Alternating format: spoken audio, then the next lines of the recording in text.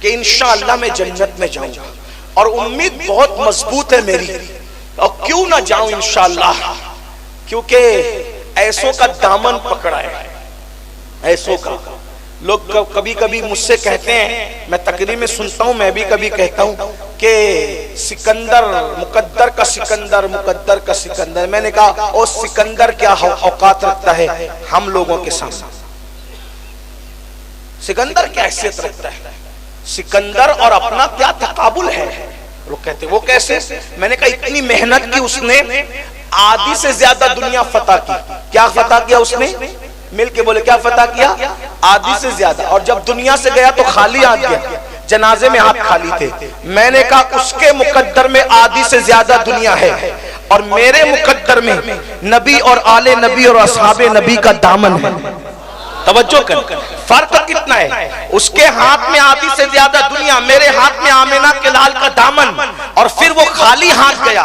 انشاءاللہ میں خالی ہاتھ جنازے میں نہیں جاؤں گا، ایک ہاتھ میں آل نبی کا دامن ہوگا، ایک ہاتھ میں اصحاب نبی کا دامن ہوگا، ہم خالی ہاتھ نہیں جائیں گے۔ اور جو یہ دونوں دامن لے کے جائے گا پھر اس کی قبر کیا ہوگی؟ تو میرا ایمان کہتا ہے جنا بنے گی محبان چار یار کی قبر، جو اپنے سینوں میں یہ چار باغ لے کے۔ سکندر ہمارے مقدر پہ ناش کرے، اس کو آدھی سے زیادہ دنیا ملی ہے، اور ہمیں تو آمینہ کے لال کا دامن ملا ہے۔ امید کرتے ہیں کہ جنت ملے گی انشاءاللہ، لیکن ڈر بھی ہے اگر اللہ ناراض ہو گیا تو۔ یہ خاص بات، اگر اللہ ناراض ہو گیا تو اس لیے زیادہ اچھل کود نہ کیا کرو۔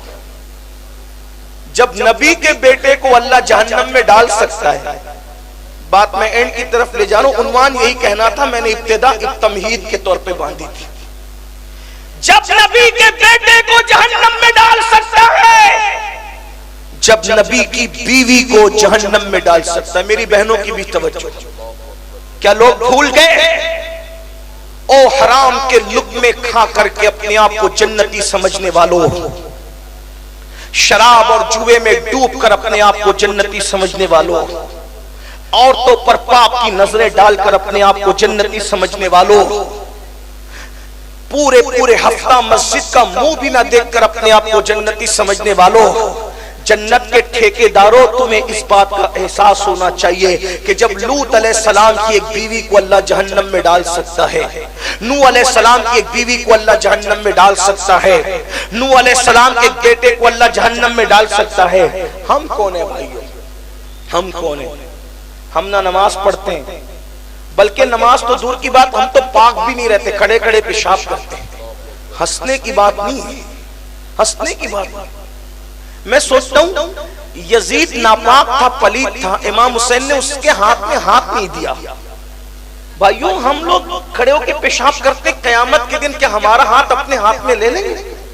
لوگ کہتے ہیں تم لوگ کیا باتیں کرتے ہیں مینو القادری، امام حسین ہمارا ہاتھ اپنے ہاتھ میں نہیں لیں گے۔ میں نے کہا میرے بھائی جب صحابی کے بیٹے سے اتنی نفرت کرتے ہیں اس کی ناپاکی کی وجہ سے، ہمارا باپ تو کوئی صحابی نہیں نا، غور تو کریں، توجہ تو کریں۔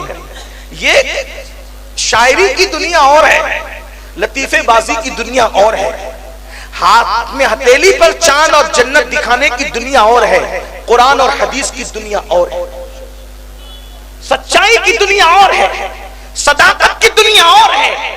اللہ کے بندوں سوچو، جب صحابی کا بیٹا شراب پیتا ہے تو امام حسین اس سے اتنی نفرت کرتے ہیں، ہمارا باپ تو کوئی صحابی نہیں نا، اگر ہمارے اندر سے کوئی شراب پیے تو امام حسین اس سے کتنی نفرت کریں گے، اس سے مصافحہ کیسے کریں گے قیامت کے دن؟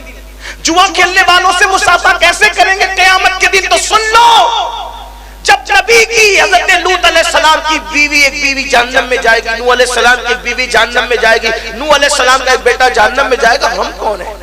امام حسین نے یہی بتایا، پیدا ہوئے تو جنتی جوانوں کے سردار کا ٹائٹل دیا گیا، لیکن اس امام حسین کی زندگی کیا تھی؟ بالغ ہونے سے پہلے امام حسین کا کردار یہ تھا کہ زندگی کی کوئی نماز کبھی نہ چھوٹی، زبان سے پوری زندگی کبھی جھوٹ نہیں بولا، انسان کا دشمن کریت کر انسان کا عیب نکالتا ہے۔ میدان کربلا میں امام حسین بار بار بول رہے تھے، جب خطبہ دیتے تھے تو بار بار بولتے تھے بتاؤ میں نے کبھی جھوٹ بولا ہے؟ اتنے سارے کوفی موجود تھے، اتنے سارے شامی موجود تھے، اتنے سارے دیکھنے والے موجود تھے، وہ لوگ کہہ سکتے تھے نا ہاں فلاں مقام پہ بولا تھا۔ امام حسین دشمن سے پوچھنے بتاؤ میں نے جھوٹ بولا ہے؟ میں کہتا ہوں اگر یہاں بیٹھے بیٹھے انٹرنیٹ پہ تقریر نشر ہو رہی ہے، ممبر پہ بیٹھا ہوا کوئی آدمی بول دے بتاؤ میں نے کبھی جھوٹ بولا، میں توہین نہیں کر رہا ہوں ممبر والوں کی، لیکن صرف مثال دے رہا ہوں تاکہ امام حسین کی شان آپ کو پتہ چلے۔ تو بھائیو ابھی کمنٹس آنے لگیں گے ہاں حضرت فلاں مقام پر تو وعدہ کر کے نہیں آئے تھے، فلاں مقام پر تو ایسا ہو گیا تھا، فلاں مقام پر تو آپ نے یہ کہہ دیا تھا۔ بھائیو یہ ہمارا حال ہے، دوست تو لوگ گواہی دیں گے کہ ہم کیا ہے، مگر وہاں دشمن جان کے دشمن سے پوچھتے ہیں بتاؤ میں نے جھوٹ بولا ہے، بتاؤ میں نے حرام مال کھایا ہے، بتاؤ میں نے کسی کی حق تلفی کی ہے، بتاؤ میں نے کبھی نماز چھوڑی ہے، بتاؤ میں نے کبھی کسی کا قتل کیا ہے۔ لیکن حیرت کی بات یہ ہے کوئی دشمن بھی، شمر جیسا دشمن بھی، امر سعد جیسا دشمن بھی، اللہ فلاں